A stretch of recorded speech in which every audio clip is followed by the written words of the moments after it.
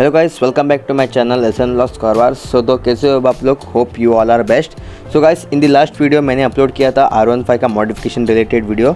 सो उस पर बहुत अच्छा रिस्पांस आया था अभी तक। तो गाइस, आज कुछ धमाका होने वाला है। यहाँ पे हम इंस्टॉल करेंगे R1M एग्जॉस्ट फॉर डोमिनार 400। तो ये 373 सीसी का इंजन है और R1M एग्जॉस्ट इज़ कैपेबल और इसका प्राइसिंग होने वाला है 2699। अगर आपको वीडियो पसंद आ गई तो सब्सक्राइब कर देना, नोटिफिकेशन बेल आइकन भी ऑन कर लेना, आगे चल के अपडेट्स आपको मिलता ही रहेगा। गाइस, लास्ट टाइम मैं इसी बाइक पे ऊपर वीडियो अपलोड किया था, जो कि एक्रापोइक का जो शॉर्ट एग्जॉस्ट है वो लगवाया था इसी बाइक पे। और आज सेम उसी बाइक पे हम इंस्टॉल करेंगे R1M एग्जॉस्ट। तो उसका जो प्रोसेस है इंस्टॉल करने का वो मैं अभी स्टेप बाय स्टेप में दिखा देता हूँ। तो स्टार्टिंग में हमने रिमूव कर ली है नॉर्मल जो स्टॉक एग्जॉस्ट आता है, और बहुत हैवी एग्जॉस्ट है स्टॉक एग्जॉस्ट और बहुत बेजी साउंड है स्टॉक एग्जॉस्ट का।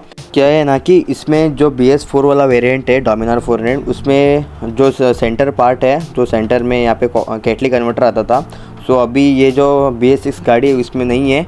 और यहाँ पे फुल सिस्टम यहाँ पे दे रखा है नीचे से, जो इंजन से डायरेक्ट एग्जॉस्ट पे कनेक्ट होता है, जो कि एग्जॉस्ट ही एक बड़ा सा कैटली कन्वर्टर है। और यहाँ पे हम रिमूव कर रहे हैं इसका जो बेंड पाइप है, और यहाँ पे एक छोटा सा क्लैम्प आता है, और 12 mm के बोल्ट की मदद से यहाँ पे ये हम ओपन कर देंगे। बाद में ये जो एग्जॉस्ट है आराम रिमूवेबल हो जाता है। तो ये होने के बाद इसका अंदर और एक छोटा सा चीज़ मिल जाता है, जो कि गैस्केट।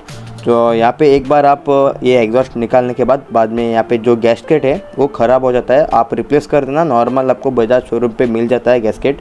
अगर आप एग्जॉस्ट बाय करना चाहते हैं तो मेरे को DM कर सकते हो, इंस्टाग्राम का लिंक मैं डिस्क्रिप्शन में डाल देता हूँ। इसका प्राइसिंग होने वाला है 2699 और शिपिंग चार्जेस इसमें एक्स्ट्रा देना पड़ेगा 100 रुपीज़।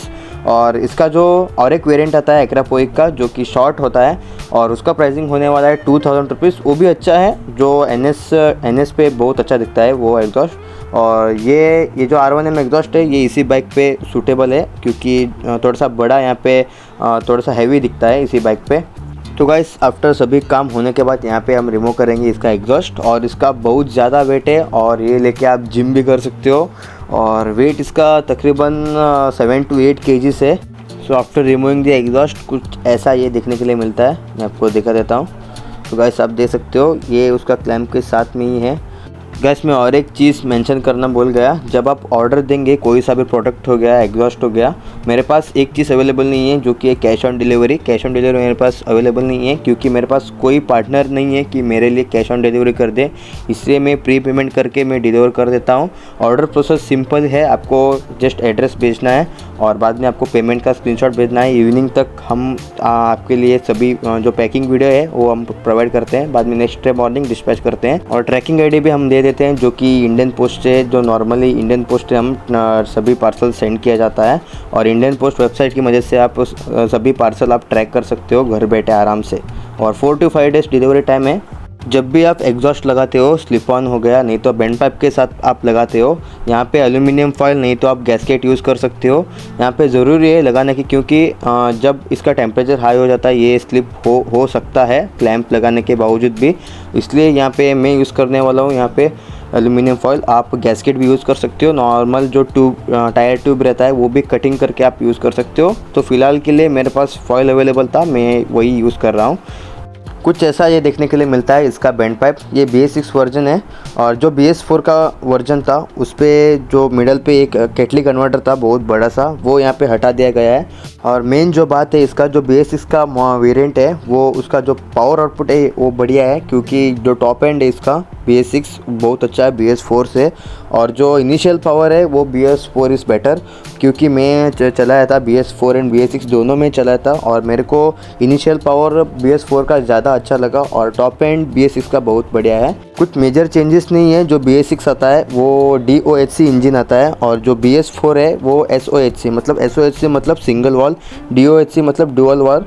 कुछ इतना सा ही चेंजेस था इसी बाइक पे। और वाइब्रेशन भी यहाँ पे BS6 पे थोड़ा कम किया गया है, और हैंडल पे बहुत ज़्यादा वाइब्रेशंस नहीं है, पहले बहुत ज़्यादा वाइब्रेशन करता था, जो कि BS4 और इस पर उतना ज़्यादा वाइब्रेशन नहीं है, थोड़ा कम यहाँ पे देखने के लिए मिलता है। मैं और एक चीज़ बताना चाहता हूँ जो कि इंजन ऑयल के रिलेटेड। और जब आप इंजन ऑयल यूज़ करते हो नॉर्मल बजाज और नहीं तो मोटुल का आप यूज़ कर सकते हो। जब आप बजाज ऑयल यूज़ करते हो और यहाँ पे मैक्स टू मैक्स आपको 2500 टू 3000 किलोमीटर पे आपको चेंज करना ही पड़ता है। और नहीं तो आप मोटुल का भी यूज़ कर सकते हो, मोटुल का ऑयल आप 4000 तक चला सकते हो। और Motul oil is best, I prefer Motul oil. और मेरा NS पे मैं मोटुल ऑयल ही यूज़ कर रहा हूँ, बहुत अच्छा रिस्पॉन्स रहा है।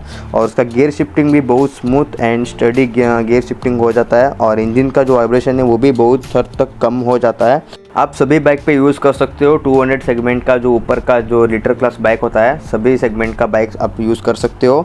और डिपेंडिंग अपॉन दी बुकलेट, तो बुकलेट में दिया रहता है जो कि 10W50 नहीं तो 20W50। और जो डोमिनोर का यहाँ पे 10W50 है, यहाँ पे हम यूज़ कर रहे हैं फुली सिंथेटिक। आपको फुली सिंथेटिक की यूज़ करना है। और उसमें semi synthetic and techno synthetic आता है मोटिल पे, वो बहुत रिलायबल नहीं है और ये बहुत अच्छा रिलायबल है। और इसका जो हीटिंग इशू है वो भी बहुत हद तक कम हो जाता है इंजन का। जो मोटुल का नॉर्मल ऑयल रहता है 10W50 20W50, उसका जो नॉर्मल ऑयल पे विस्कोसिटी बहुत कम है और जो स्टिकीनेस है वो बहुत कम है।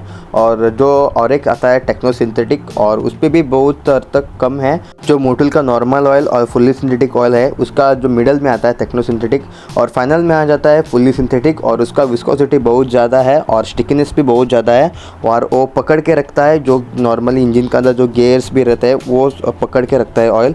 और इससे ही बहुत हद तक वाइब्रेशन कम हो जाता है और हीटिंग इशू भी कम हो जाता है। Coming back to the point, तो यहाँ पे ये जो एग्जॉस्ट है ये यहाँ पे फिटिंग हो चुका है। और मैं यहाँ पे वॉइस ओवर किया हूँ क्योंकि ये वीडियो पहले ही बनाया हुआ था और वॉइस ओवर करने में थोड़ा सा दिक्कत हुआ था, इसलिए मैं पहले वीडियो शूट करके बाद में वॉइस ओवर की। और फाइनल यहाँ पे लुक आप देख सकते हो। इसका ऊपर के कार्बन फाइबर का फिनिश पार्ट आता है और not a real carbon fibre one. इसका जो नॉर्मल प्लास्टिक रहता है उस पर अंदर जो कार्बन फाइबर का रैप किया रहता है और कुछ ऐसा ये देखने के लिए मिलता है कार्बन फाइबर का फिनिश। और ये सभी कंप्लीट होने के बाद इसका फाइनल सिनेमेटिक्स एंड इसका साउंड भी मैं सुना देता हूँ, और वेट फॉर दैट। अगर आपको वीडियो पसंद आए तो लाइक कीजिए, ऑल्सो चैनल को सब्सक्राइब कीजिए और एक प्यारा सा कमेंट भी कर सकते हो। अगर आपको कुछ भी डाउट है तो मेरे को इंस्टाग्राम पे DM भी कर सकते हो और कमेंट भी कर सकते हो, और लिंक मैं डिस्क्रिप्शन में डाल देता हूँ इंस्टाग्राम का लिंक। इसी तरह से keep supporting me guys, do like share and subscribe, also comment below down. तो फिर मिलते हैं कुछ नया करते हुए, टिल देन टेक केयर।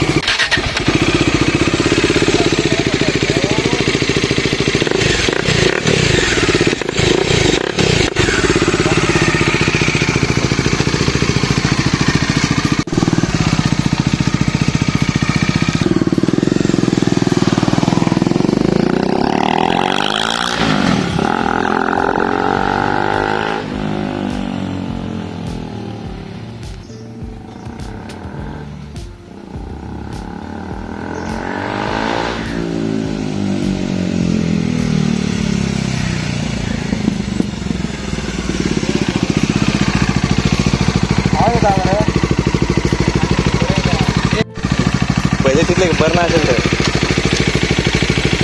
गल्ला मरे